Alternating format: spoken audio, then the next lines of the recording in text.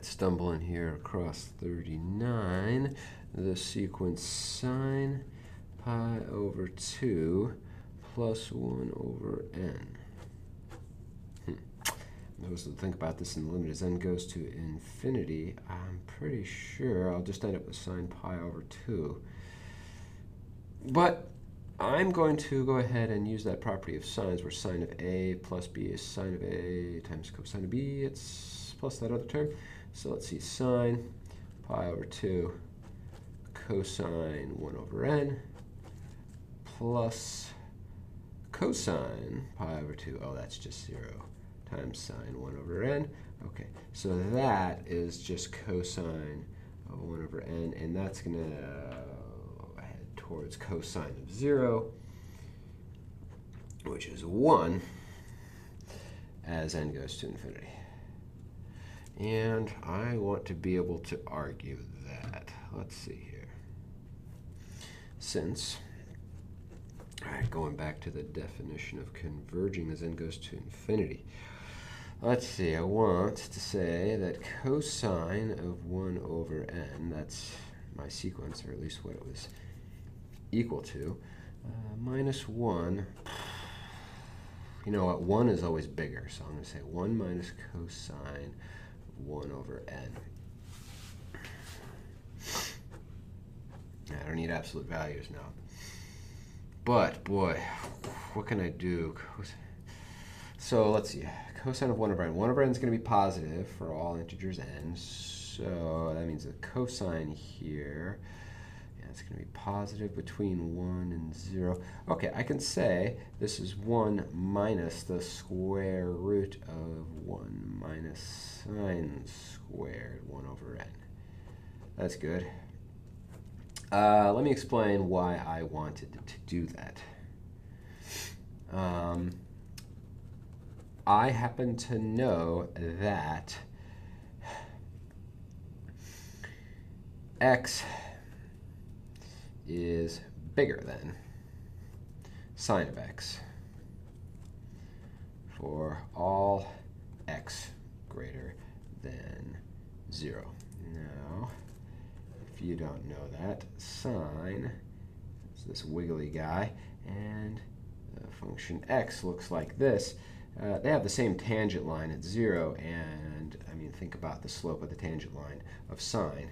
The derivative function is cosine. The cosine of 0 is 1, and then cosine decreases after that. The slope decreases.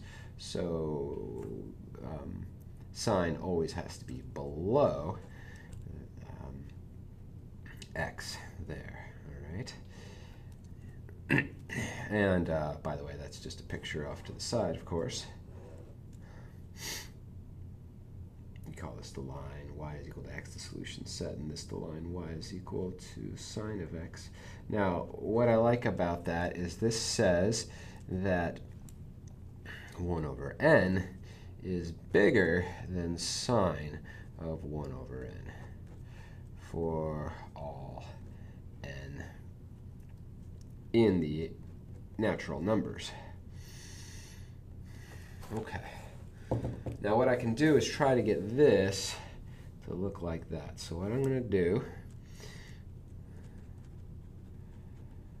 therefore, 1 over n squared is bigger than sine squared of 1 over n, and that is going to, let's see, I want a 1 minus sign, so let me subtract from both sides. I'll get a 1 minus sine squared 1 over n, and same direction for the inequality, 1 minus 1 over n squared. And that remains true even if I take the square root of both sides, because the square root function is monotonically increasing. Then what I can do is have 1 minus in there again. Okay, so let's see, 1 minus the square root of 1 minus 1 over n squared. Then, that's that, I've moved it to the other side and added 1, is bigger than 1 minus the square root of 1 minus sine squared 1 over n. Okay, okay. Now, that is to say, over here, I could write that this was less than 1 minus the square root of 1 minus, careful now, well, 1 over n squared.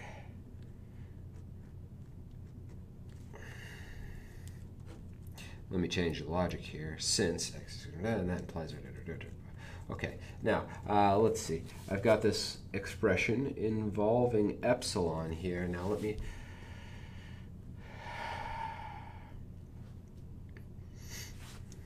maybe just to make things flow a little bit better, I'll take that out. So,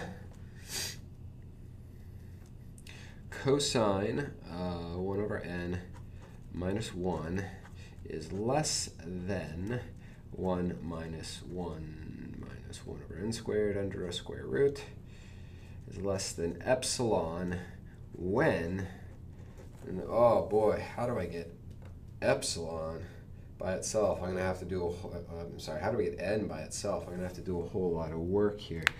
Let's see. I'm going to put this guy over here, 1 minus epsilon less than square root of 1 minus 1 over n squared. And then when I'm squaring both sides, to get rid of the square root, then in order to get closer to having n by itself, I can say that I have 1 over n squared is less than 1 minus epsilon n parentheses squared, and I can take a square root of all of that and get rid of this n squared. Okay, so that is guaranteed by the following inequality. N is bigger than something I'll define as capital N as a function of epsilon to be 1 over all this stuff, 1 minus epsilon squared with a square root. Now again, there's no guarantee that that there is an integer, so let me put in a ceiling function. And okay, very good. Certainly, as epsilon goes to 0, this expression goes to 0, and 1 over n is going to be even smaller than that. Very good. That then is an argument for that convergence. I had to make a few mistakes here in the wording on how I wanted to say it. But hopefully the sentence structure all came together. If not, it's proofreading time, isn't it? Well, at least if this is going into a book. But here I am. I'm not typing. I'm writing by hand. Hopefully you are too, and making lots of mistakes like I am, and learning from them like I am.